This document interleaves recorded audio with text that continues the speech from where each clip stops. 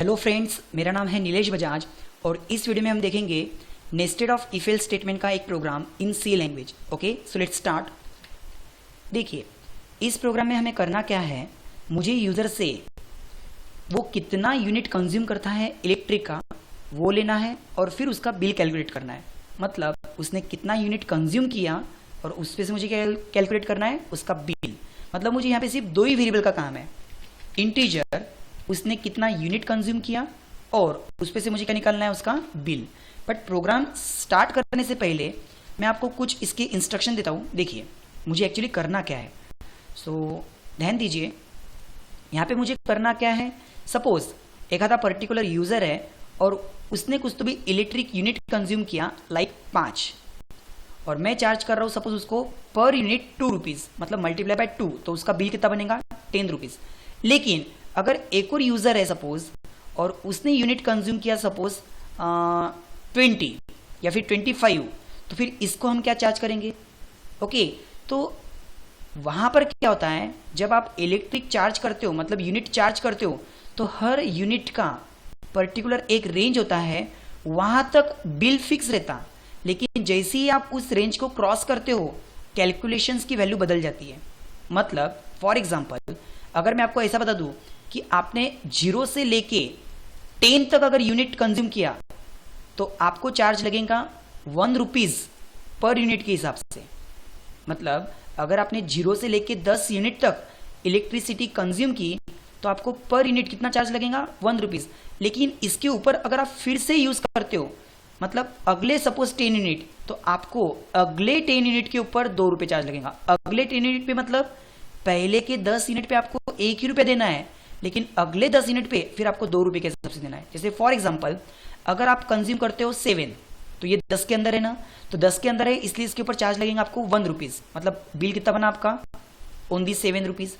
लेकिन सपोज अगर आप ऐसा करते हो कि आपने यूनिट कंज्यूम किया 15, तो यहाँ पे रूल क्या है, पहले 10 तक आपको चार्ज लगेगा 1 रुपीज़, लेकिन नेक्स्ट 10 तक, यानी कि यहाँ पे मैं 11 से 20 नहीं बताऊंगा, बल्कि मैं यहाँ पे क्या बताऊंगा कि नेक्स्ट 10 यूनिट अगर आप यूज करते हो तो फिर आपको चार्ज लगेगा 2 रुपीज़।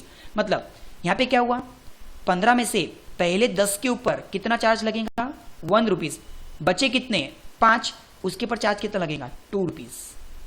यदि मैं ऐसा लिखता था कि मेरे पास में पहले 10 के ऊपर मुझे 1 यूनिट लगेगा, नेक्स्ट 10 के ऊपर मुझे 2 रुपये लगेंगे और फिर नेक्स्ट 10 के ऊपर सपोज 3 रुपये लगेंगे, तो कैसे, जैसे फॉर एग्जांपल अगर मैंने 25 यूनिट कंज्यूम किया तो अब क्या होगा, तो पहले 10 पे 1 रुपये के हिसाब से बिल बनेगा, प्लस दूसरे 10 पे 2 रुपये के हिसाब से बिल बनेगा, प्लस अब बचे कितने, 5, तो उसके ऊपर 3 रुपये के हिसाब से बिल बनेगा। मतलब फाइनल बिल कितना बन रहा, तो देखो ये हो गए 10 रुपीज़, ये हो गए 20 रुपीज़ और ये हो गए 15 रुपीज़, तो दैट इज 45 रुपीज़, इस तरह से। बट यहाँ पे फॉर्मूला कैसे क्रिएट करेंगे आप, तो देखो यहाँ पे फॉर्मूला कैसे क्रिएट करेंगे।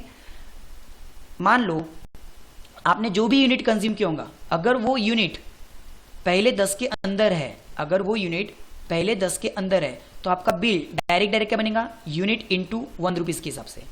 लेकिन एल्स कि अगर वो पहले 10 के अंदर नहीं है, इफ अगर वो पहले 10 के अंदर नहीं है लेकिन 20 के अंदर है, मतलब 10 के आगे बट 20 के अंदर, मतलब अगले नेक्स्ट 10, क्योंकि अगर पहले 10 में रहता था तो वो यहीं रुकता था, 10 में नहीं है मतलब 10 के आगे बट 20 के कम है, तो आपको यहाँ पे बिल कैसा चार्ज करना है।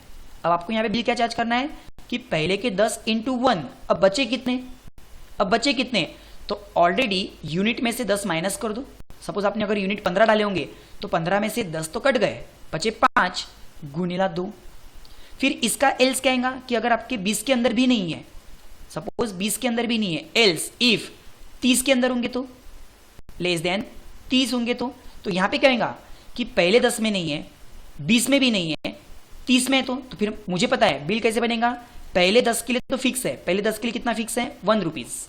पहले 10 के लिए कितना फिक्स है, 1 रुपीज़, प्लस दूसरे 10 के लिए कितना फिक्स है, 2 रुपीज़ के हिसाब से, प्लस अब पहले 10 चले गए, दूसरे 10 चले गए, मान के चलो अगर आपने डाले होंगे सपोज 25, तो मुझे यहाँ पे क्या करना है, यूनिट माइनस 20, तो बचेगा ऑटोमेटिक कितना, 5। अगर आपने सपोज 27 डाले होंगे तो क्या होगा, यूनिट माइनस 20, मतलब बच्चे कितने, 7, उसके ऊपर मुझे कितना लगाना है, मल्टीप्लाई बाय 3 रुपीज़ चार्ज के हिसाब से।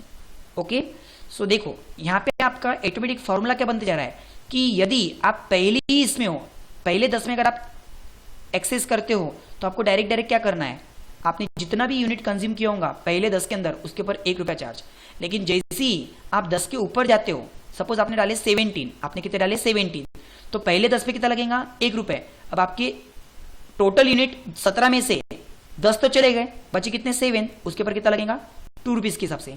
या फिर अगर आपने सपोज 28 डाले, कितने डाले 28, तो देखो पहले 10 में आता क्या, नहीं, 20 में आता क्या, नहीं, 30 में आता, तो पहले 10 के हिसाब से 1 रुपया जो रूल है, फिर अगले 10 के हिसाब से 2 रुपया वो भी रूल है।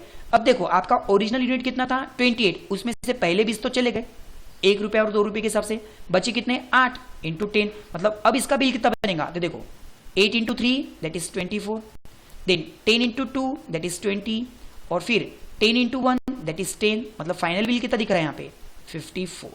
ओके, सो चलो इसी प्रोग्राम को हम प्रैक्टिकल करके देखते हैं।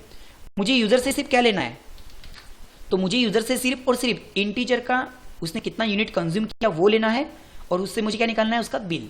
तो देखो हमने यूजर को इंस्ट्रक्शन भी क्या दिया है यहाँ पे, enter unit consume by user, और यूनिट लेने के लिए हमने यहाँ पे @यूनिट ऐसा वेरिएबल ले लिया।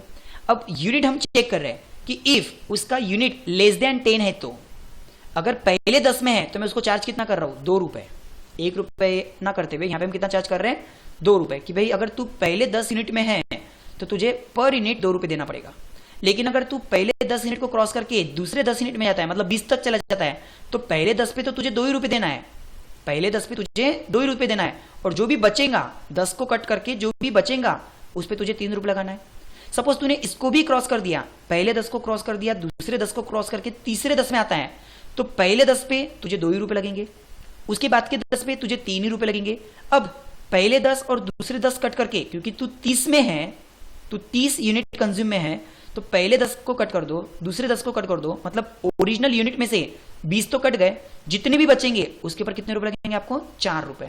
और अगर तुम इससे भी ज्यादा यूज करते हो, 30 यूनिट से भी ज्यादा यूज करते हो, तो पहले 10 पे 2 रुपए, दूसरे 10 पे 3 रुपए, तीसरे 10 पे 4 रुपए, ऐसे 30 यूनिट कट करके अब जो भी बचेगा उस पे 5 रुपए। ओके, देखो अब फिर से मैं एक बार आपको उसी पेज पे लेके चलता हूं। हमारे प्रोग्राम के हिसाब से पहले 10 की रेंज कितनी है, तो पहले 10 पे हम 2 रुपए चार्ज कर रहे हैं, दूसरे 10 की रेंज कितनी है, हम 3 रुपए चार्ज कर रहे हैं, तीसरे 10 की रेंज कितनी है, हम 4 रुपए चार्ज कर रहे हैं, और इसके ऊपर भी जाता है तो हम 5 रुपए चार्ज कर रहे हैं। ओके, सो देखो अब मैं प्रोग्राम में क्या करता हूं, सपोज मैंने प्रोग्राम रन किया और पहले 10 के अंदर ही सपोज 7 डाला, तो 7 के हिसाब से पहले 10 के अंदर ही है ना, तो 7 इंटू 2 रुपीज के हिसाब से आंसर कितना आना चाहिए 14। देखो आंसर कितना आना चाहिए 14 रुपीज। फिर से मैं इस प्रोग्राम को रन करता और पहले 10 क्रॉस करके मैंने डाले सपोज 18। अब देखो अब क्या होगा कि पहले 10 के ऊपर तो आपने कितना अमाउंट डाला, यहाँ पे आपने कितना अमाउंट डाला सपोज 18, तो वो क्या करेगा पहले 10 पे तो मल्टीप्लाई बाय 2 ईच करेगा। लेकिन अब इस 18 में से, मतलब आपके यूनिट में से पहले के 10 माइनस कर दो, बच्चे कितने 8, उसके ऊपर कितना मल्टीप्लाई बाय करेगा, दैट इज 3, मतलब ये हो गए 24 और ये हो गए आपके सपोज 20, मतलब बिल कितना बन रहा 44। देखो रन करके देखो इसको, दैट इज 44। चलो इसको मैं फिर से रन करता, इसको मैंने फिर से रन किया सपोज, और इस बार मैं क्रॉस करता हूं, पहले 10 भी क्रॉस किया, दूसरे 10 भी क्रॉस किया, मैं डालता हूं सपोज 36। ओके, अब देखो अब यहां पे क्या होगा, आपने यहां पे कितने डाले सपोज 36। ओके, तो 36 क्या बोलता है, पहले 10 उसके लिए फिक्स है दैट इज 2 रुपीज, दूसरे 10 उसके लिए फिक्स है दैट इज 3 रुपीज। ओके, अब क्या ये 36 तीसरे 30 में आते हैं क्या, नहीं उसमें भी नहीं आते, मतलब ये भी इसके लिए भी चार्जेस फिक्स है 10, 4 रुपए के हिसाब से, मतलब पहले 10 यूनिट, दूसरे 10 यूनिट, तीसरे 10 यूनिट, ये तो आपने क्रॉस कर लिया क्योंकि आपके 36 यूनिट है, तो फिर आपने उसको भी क्रॉस किया, अब आपको कितने यूनिट लगने वाले बचे हुए पे 5 यूनिट, मतलब 36 में से 30 तो चले गए, अब बचे 6, मतलब यूनिट माइनस 30 बचे कितने 6, उसके ऊपर कितना चार्ज करना है 5 रुपीज। तो देखो यहां पे मैं क्या लिखूंगा 6 5 दैट इज 30 रुपीज, इसके कितने हुए 40 रुपए, इसके कितने हुए 30 रुपए, इसके कितने हुए 20 रुपए, 40 और 30 70, देन 90 और ये 30 120 का बिल बनेगा। तब अगर मैं 36 यूनिट डालता हूं तो देखो 120। ओके, सो आई होप आपको ये कंसेप्ट समझ में आया होगा, और ये भी एक नेस्टेड इफ एल्स का ही प्रोग्राम है। ठीक है, थैंक यू।